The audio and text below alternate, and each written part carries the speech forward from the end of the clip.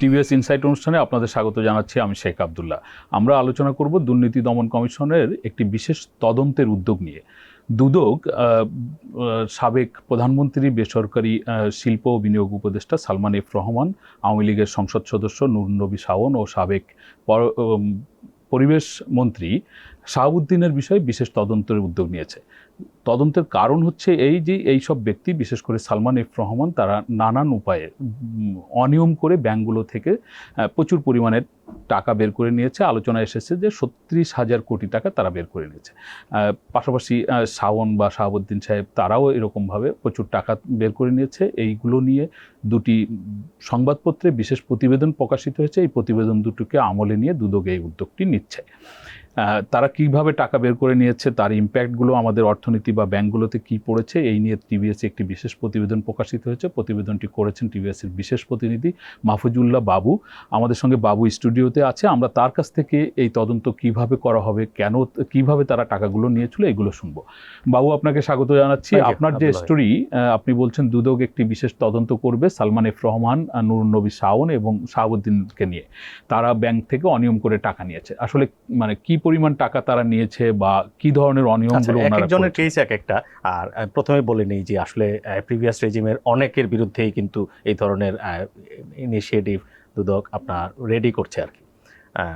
যে আপনার প্রথমে আসবে সালমান এফ রহমান সাহেবের কথা। তিনি আপনার যে প্রধানমন্ত্রীর উপদেষ্টা হয়েছিলেন আপনার যে 18 ইলেকশনের পরে। তো তার আসলে একটা অনেক পুরনো ইতিহাস আছে যে তিনি ব্যাংক থেকে লোন খুব ক্রিয়েটিভ ওয়েতে ব্যাংক, শেয়ার বাজার এগুলো থেকে আপনার যে হয়তো কেউ বুঝে ওঠার আগেই তিনি অনেক টাকা নিয়ে নিয়েছেন।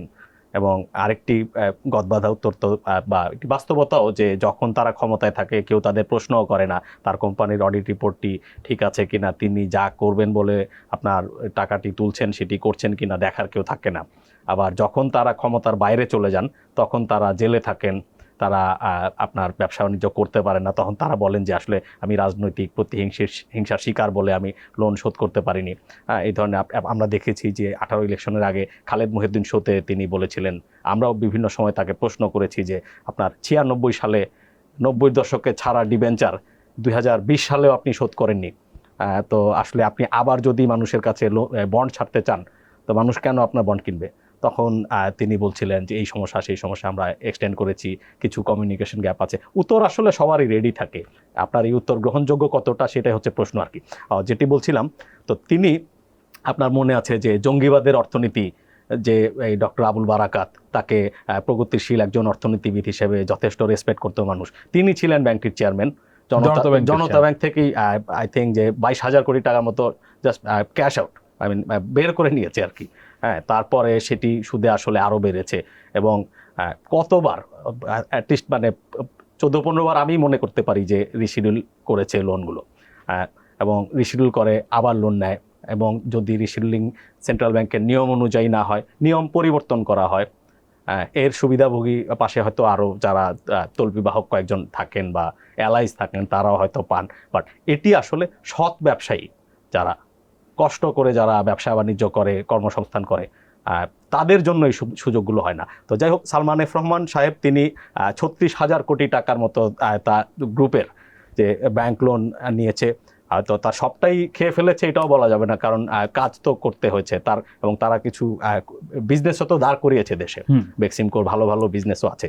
বাট এর একটা বড় অংশই দুদক কর্মকর্তারা আমাদের বলছেন যে এটি আসলে দেশ থেকে সম্ভবত পাচার হয়ে গেছে। তারপরে শেয়ার বাজার নিয়ে আছে। আপনি জানেন যে আসলে এই যে শেয়ার বাজার বা এই যে সেন্ট্রাল ব্যাংকের এই প্রধানের পদগুলোতে তিনি যখন উপদেষ্টা হন তার তাদের প্রভাব অনেক বেশি। তো আসলে ডিউ ডিলিজেন্স যেটা করা, একটা লোন নেওয়া, একটা কোম্পানির শেয়ার ছাড়া, একটা বন্ড ছাড়া যেটি করার, এই কাজগুলো এই চেয়ারগুলো থেকে করা হয়নি বলে আর তিনি নিত্য নতুন উপায়ে বেক্সিমকো লিমিটেডের শেয়ার, এটি হয়তো সেকেন্ডারি মার্কেটকে দোষারোপ করা যাবে তদন্তে, হ্যাঁ, কিন্তু দেখা গেছে যে এরকম ঘটনা ঘটেছে যে আপনার 20 টাকা, 22 টাকা, 14 টাকায় ছিল বেক্সিমকো লিমিটেডের share. It was a large cap stock. 10 সালে মার্কেটে সেটি প্রায় 500 টাকার কাছে, 450-এর উপরে উঠে গেছিল। এটি যখন দীর্ঘদিন পরে থেকে এই শেয়ারগুলোকে বা কারা কিনেছে এই শেয়ার ঠিকই আপনার 200 টাকা চলে গেল 3 বছরের কম সময়, এবং যখন বাড়ছিল এরকম ঘটনা আমরা অফ দ্য রেকর্ড আমাদেরকে মার্কেটে বলেছে, এখন আরও বেশি বলছেন যে আমাদের একটা 50 কোটি টাকার একটা ফান্ড ছিল, তো আমাদেরকে 5 কোটি টাকা জোর করেই হাই রেটে কিনতে হয়েছে বেক্সিমকো লিমিটেডের শেয়ার। এবং দেখা গেছে সরকারি ব্যাংকগুলোতে যেহেতু এখানকার এমডি বলেন কারো ঘাড়ের 2টা মাথা নাই, তার নিয়োগ, তার চাকরি, হ্যাঁ, এগুলো সবই তাদের হাতে। এই ধরনের হাই রেটের আপনার কাছ থেকে সালমান সাহেবের কথা, আপনি নূর নবী শাওন এবং আচ্ছা নূর নবী চৌধুরী শাওন, তিনি আওয়ামী লীগের ইয়েতে একসময় তার আপনার যে আপনার রাজনীতিতে সন্ত্রাসের যে চর্চা, এটির অভিযোগ তার বিরুদ্ধে অনেক পুরনো, ক্যাডার ধরনের রাজনীতি করা। তো তার আছে এলাকায় যে আপনার কিছু কাজকর্ম যেগুলো হয়, এগুলো থেকে সেভাল ক্রোড় টাকা, 3-5 কোটি টাকার অভিযোগ দুদক আপনার তদন্ত করছে আর কি। আরেকজন আছেন জনাব শাহাবুদ্দিন, তিনি বন ও পরিবেশ মন্ত্রী ছিলেন। এখানে একটা পয়েন্ট বলে রাখা ভালো যে গ্রাসরুটে দুর্নীতিটা, যে আমরা বলি যে একজন হয়তো এই থানার ওসি কেন ঘুষ খায়, হ্যাঁ, সে তো না খেলেও পারতো। এই ওসির নিয়োগ, তারপরে এই যে বদলি, পদায়ন, এগুলোতে যখন শীর্ষ পর্যায়ে ঘুষ দিয়ে করতে হয়, তখন এটা একটা ডিফ্যাক্টো সিস্টেম দাঁড়িয়ে যায় যে আসলে তাকে বেশি বেশি ঘুষ খেতে হবে এবং আস্তে আস্তে এর ভাগ উপর পর্যন্ত যেতে হবে। তো তার বিরুদ্ধেও আপনার তারপরে এই যে টেন্ডার দেওয়ার সময় 10% কমিশন খাওয়া, তারপরে হচ্ছে যে বিভিন্ন ইনফ্লেটেড কস্ট দেখিয়ে টাকা মেরে দেওয়া, এই ধরনের অভিযোগ আছে। এগুলো আসলে সুষ্ঠু তদন্ত সাপেক্ষে, যে আর যদি রাজনৈতিক বিরোধিতার স্বার্থে যদি এগুলো করা হয়, এগুলো আবার টেকসই হবে না। বাবু ভাই, আপনার কাছে শেষ কোশ্চেন, সেটা হচ্ছে যে দুদকের আমরা তদন্ত দেখি এবং অনেক তদন্তের ক্ষেত্রে দেখি খুবই লম্বা সময় ধরে তদন্ত হয়। এই যে বিশেষ তদন্তের কথা আপনি বলছেন, এই তদন্ত আসলে কত সময়ের মধ্যে করবে? আমরা কবে নাগাদ এই তদন্তের আসলে ফলাফলগুলো দেখতে পাবো বলে আমরা বিশ্বাস করতে চাই যে বাংলাদেশ যে রাজনৈতিক বা প্রশাসনিক সংস্কৃতির যে পরিবর্তন আসছে, এই প্রতিষ্ঠানটি বা এই রাষ্ট্রের প্রত্যেকটা প্রতিষ্ঠানই তার যে নিজস্ব কর্মপরিধি, তার পদ্ধতি, সেগুলো ফলো করবে। বাইরের বা উচ্চ পর্যায়ের কোনো ইনফ্লুয়েন্স তার মধ্যে থাকবে না। অবজেক্টিভলি যদি তারা কাজ করে, এগুলো আসলে খুব বেশি দিনের বিষয় না। দ্যাটস হোয়াট বাংলাদেশের সাধারণ মানুষ এগুলো বোঝে, আমরাও বুঝি। তো স্পেসিফিক কতদিন লাগবে এই সম্পর্কে এখনও কর্মকর্তারা তো জাস্ট মানে একটা ইনিশিয়েটিভ নিয়েছেন, অফিসিয়ালি ইনভেস্টিগেশন করবেন আরও ফার্দার।